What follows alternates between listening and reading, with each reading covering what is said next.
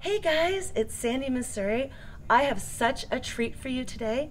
I'm here with Joseph Nantomah, the Black Mentor, and he's going to tell us he came here from Africa and did the most amazing things. Well, one of the things that I told myself is I will never, ever be afraid. Ever. I never entertain fear. I remember when I was in high school, you know how the bullies go, oh, I'm going to deal with Joseph. I'm going to, please deal with me right now. Let's do it right now so that I can get over with. Because I always, fear paralyzes you. It makes you not to move. It makes you not to move forward. It makes you not to go backward. You're just there shaking. And when you're not moving, you're not progressing. So I've always dealt with fear. And, when you deal with fear head on, what happens is, on the other side of fear, Breakthrough. is all the breakthroughs, Right, all the yes. opportunities, all the money, all the wealth, all the people.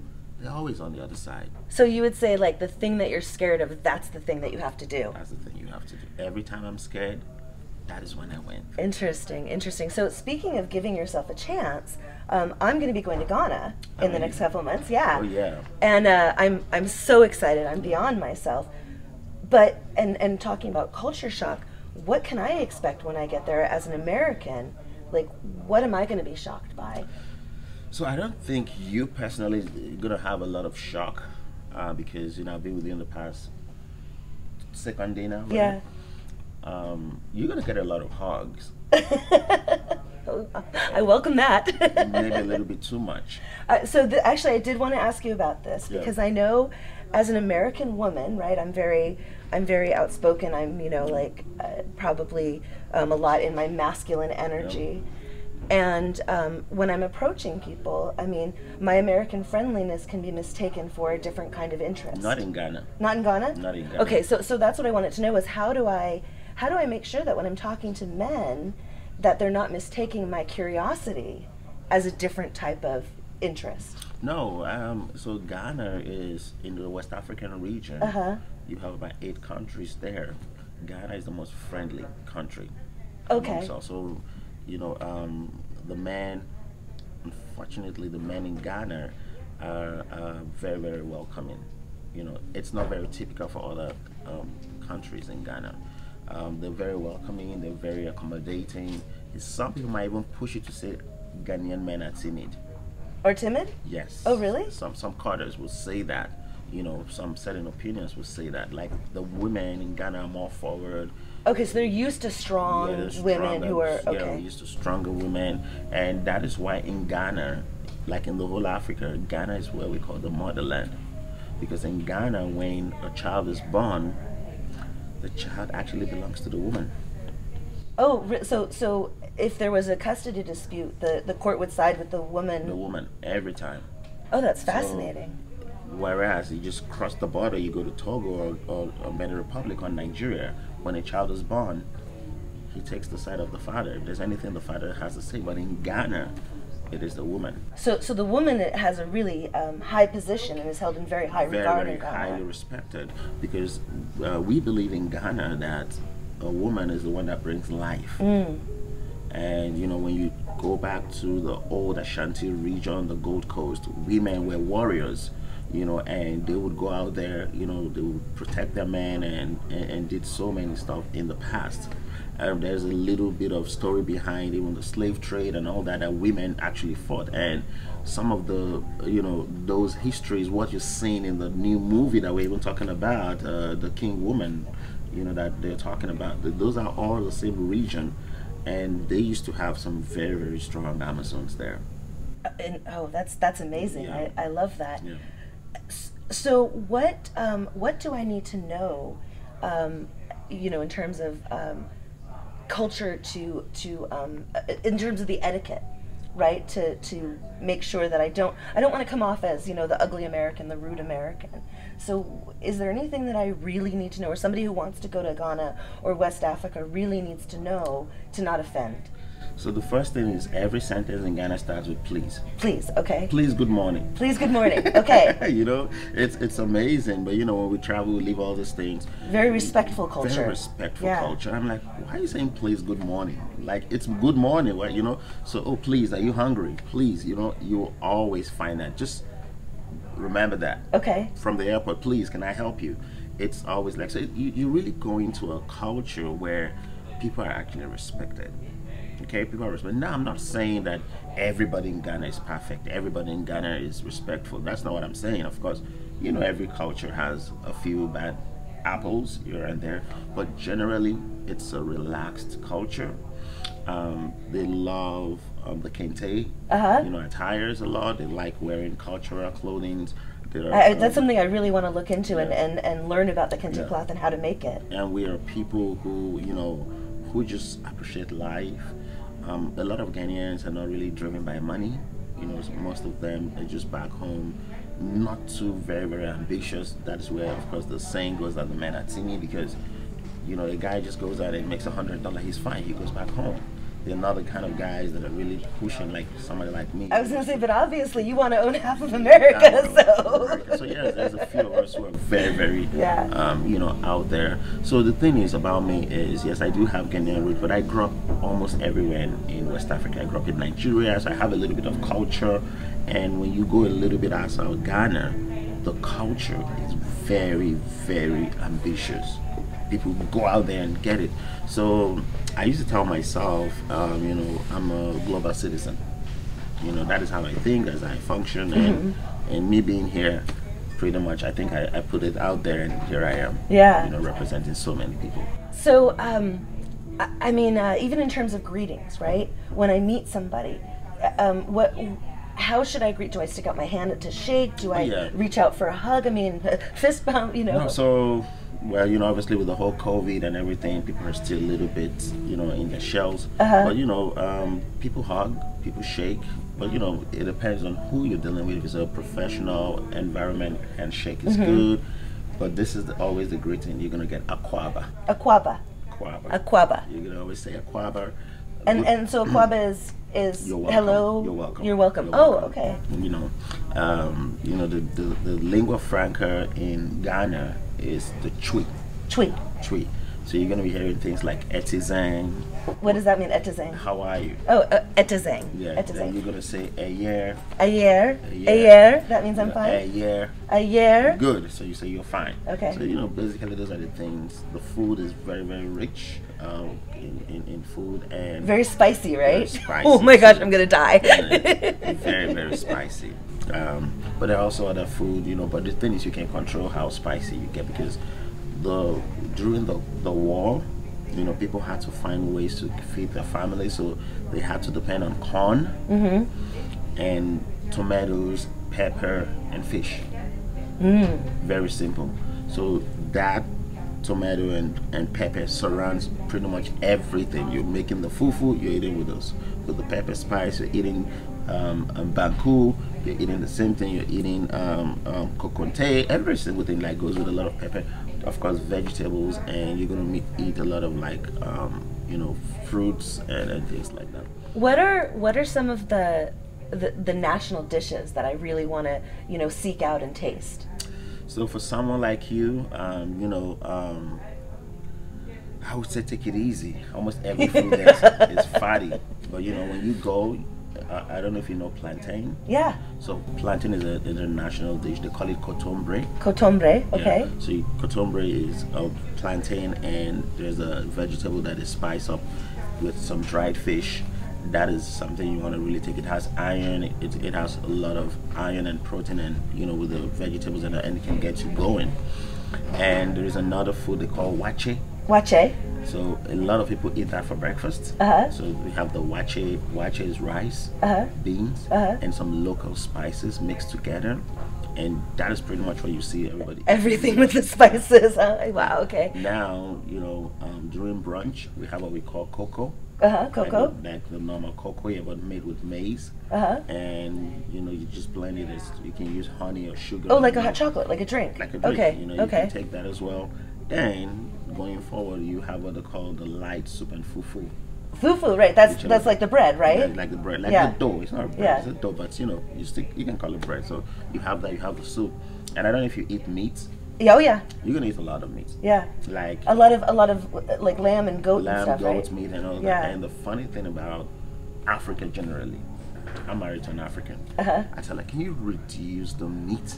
Like when they're dishing the meal, you're gonna have like 6 meats, 7 pieces of like. And Sounds like heaven to me. I'm not talking about little meat. I'm talking about this big. Wow. Like, meat. You know, and I'm like, can you take it easy on the meat? You know, so Sounds like a good meal to me. I mean, know it you is, know. but you know, when you start getting to as my age, a certain age, you want to reduce the meat, the fish, all that, right. all that stuff. So, but you're gonna have a nice time. Oh, I am You're so gonna have a nice excited. time. Yeah.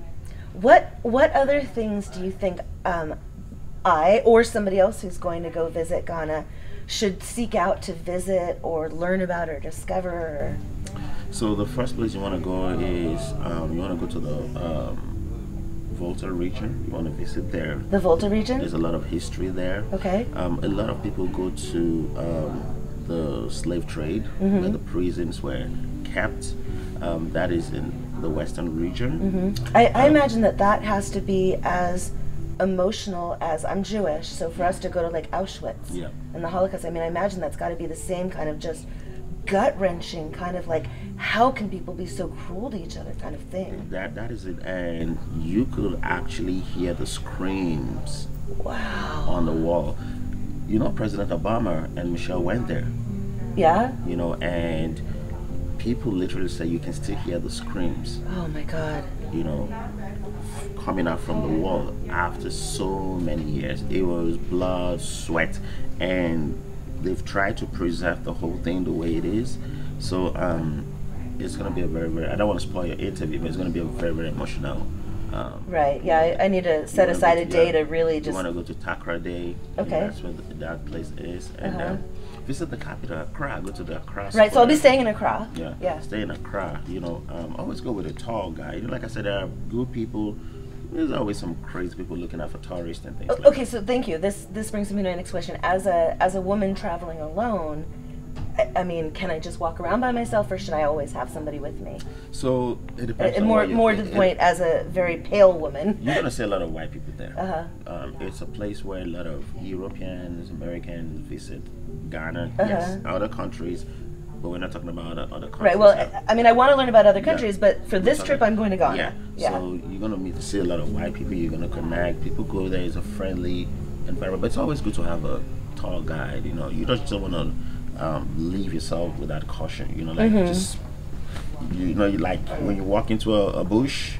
I mean, the lion is not hungry, but if he sees a meal coming, he want to play with the meal. But if you have your gun, Okay. you can Well, scare that I'm lion not away. taking a gun. No, I'm just, you know, it's a metaphor. You Right, know what I right, mean? right. You have a guide, you have something to protect Okay. you, somebody you can trust. And you know, I still have people in Ghana that I'm going to be reaching out to, and they're gonna be a good guy for you. Oh, thank you. I appreciate the help and you. Yes. Yeah. But for other women who are going to go visit alone, are there any safety precautions or something they need to know if they don't have somebody to to accompany There's them? really nothing. Ghana is a place where you can walk anytime. It all depends on, do you know where you're going? You can't just take a stroll, and just walk away, right? Because you don't know where you're going. But pretty much it's a safe place. On a scale of 1 to 10, if you ask me, I would say 8. 8. Okay. Well, that's a pretty good recommendation. I mean, Ghana is a place where you're driving at night and a police officer will see you, pull up their car and give you a ride to where you're going. Nice. Okay. If you were in trouble. But at the same time, there are still like ghetto areas, or like you go to Chicago South Side. You know what I'm saying? Yeah. You don't want to just be walking all around like that. But generally, it's a safe place. It's a beautiful place. You're gonna enjoy the food. You're gonna enjoy the people. And one thing I promise you, I haven't made any promise here today. You're gonna go back. Oh, I have no doubt. I have no doubt that this will only be my first visit. Yes, you're gonna go back. I know a couple of people in Wisconsin who do charities and different programs in Ghana, and one of them is an American, is actually pushing to become a citizen of Ghana, and she has her own property in Ghana. So she stays here for a month, stays another month in Ghana, and goes back and forth. Oh, incredible. Yeah. Well, thank you have shared such a wealth of information with me. So, is there anything that I didn't ask you about that I should have, that you want me to know, that you think I should know, or that our viewers should know? So pretty much, I think we have everything covered. The only thing I know is, I think we have everything covered. Actually, one more question about money. Yeah. And you had mentioned to me the other day that you need to negotiate everything. Yes. Not to just take the first price. Now, is this everywhere, or is this only in the markets with the crafts? It's everywhere. It's Africa. Like if I go into a restaurant. No. No, okay. So you go into a restaurant, you're trying to get food, they're going to serve you your food like every other place, and you pay. It's a flat rate. But you walk into the market, you're trying to buy a suit or watch or whatever, they're going to tell you they're going to give you the highest bargain. Like, oh, this wristwatch, to tell you, oh, the wristwatch is 10,000 cities, for example. You're not just going to count 10,000 cities and give it to them. You're going to be like, oh, can I pay 5,000 cities? And you're going to say something like, me pacho. And what am I going to say? Me pacho. Me patro? Me pa. Me pa? Chor. Chor. Yeah, you're like, that means please, can I pay? Me pacho. Yeah. Me pacho. Yeah. So, and you just... And so they won't be offended. That's the game. That's the game everywhere. Okay. Everywhere. And what about in the restaurants, the tipping culture? Do I tip? Do I not tip? We don't tip in Africa. But every now and then we live in a beautiful Western world. We've learned new things. The thing about traveling is when you travel, you learn things and you want to implement those things. When I was growing up back in Africa, Ghana, Nigeria, wherever I grew up, I didn't tip. But now I'm a big tipper. So and me as a Western woman, or Westerners coming in, like, is there kind of a subtle expectation that we will tip? There's no expectation. Okay. There's no expectations. You go there and you just be nice and you do what you want to do. I mean, I probably will tip anyway, because for so many years I made my living as a balloon artist working on tips. So you know what I mean. Yeah. So yeah, if somebody gives you good services. But it's not like here that it has to be 15. Well, it used to be 15%. Now it's 20 or 22. Like you go to the takeout, you're picking up the takeout, and you're like, I have to tip 22% for takeout. Yeah, I know. It's crazy, right? Crazy, here. But when you're blessed, you're blessed. That's how I see it. Right. I've walked into a place, the last time I was in Dallas in the conference, we all went out to eat, and it was a beautiful evening. And I asked the lady, what's your favorite number, 1 to 1,000? And she said 1,000. And I said, that's your tip. Wow. I wish you were coming to my restaurant when I was a waitress. No, you don't want that. And that was a tip. At the same time, I went to Chicago recently, and I have these things on videos. I'm not just making it up. I asked a lady, what is your best number, 1 to 1,000? She said 32. And so that was your tip?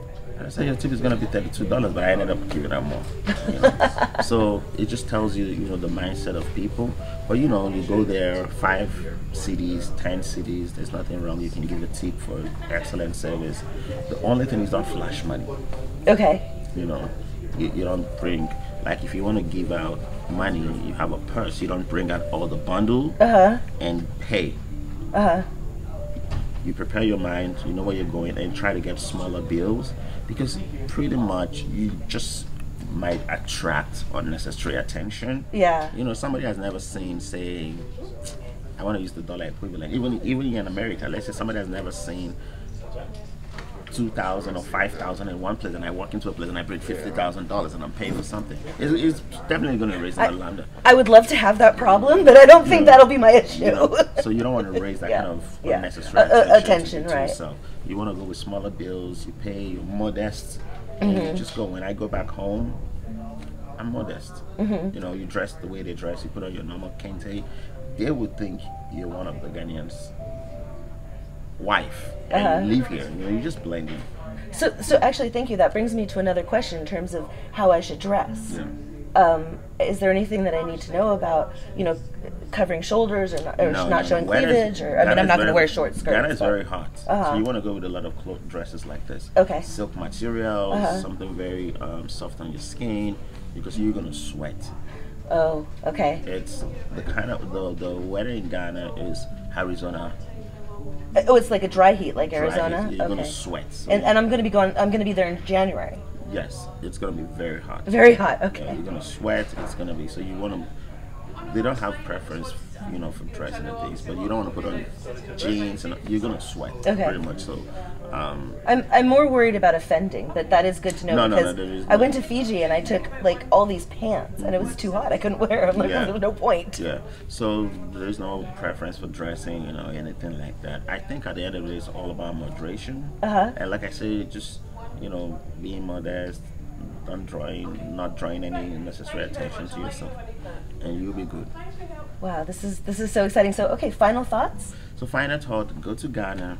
Go to Ghana, guys. Go to Ghana. It's a beautiful place. Probably you might go there and come, you know what, Joseph, I want to buy some land. I want to build a house. You know, it's a place that a lot of people, I mean, a lot of celebrities like Steve Harvey has been to Ghana. I don't know if you saw it. He went there. He went back a second time. President Obama went to Ghana. I've known a lot of celebrities that have been to Ghana. Some of them are even pushing to be citizens of Ghana. Ghana has a program where, you know, they were trying to bring back, if you're an American, they're trying to bring back people home, and they said they can give citizenship. I know that program. Oh, like a right of return. Yeah, right of return and things like that. So they had that program for a very, very long time. So it's a place that is actually welcoming. You know, if you had called me for this interview and you call it somewhere else, I'm like, you know what, let me go do some research and see the current state of things. But Ghana has been consistent, the politics has been consistent, democracy has been consistent, the people are not troublemakers, we're beautiful people, we love our clothes, we love our food, and pretty much it's just great. Wow, I'm beyond myself, so excited. Joseph, thank you so much for coming and sharing with us. Guys, I mean, to be continued. We'll chronicle the adventures in Ghana. We'll see, you know, I'll take heed of Joseph's advice. And now you guys know, too, you're prepared for when you go to visit. You can do it. Yeah. So anyways, well, thank you so much. Guys, stay tuned for all the awesomeness that's to come. Don't forget to subscribe to the channel. Don't forget to comment on the video. You know, tell me some of the things you want to see me check out while I'm in Ghana. Make sure to tell all of your friends to subscribe to the channel and share the video with everybody you know. All right, well, that's all for today. Bye.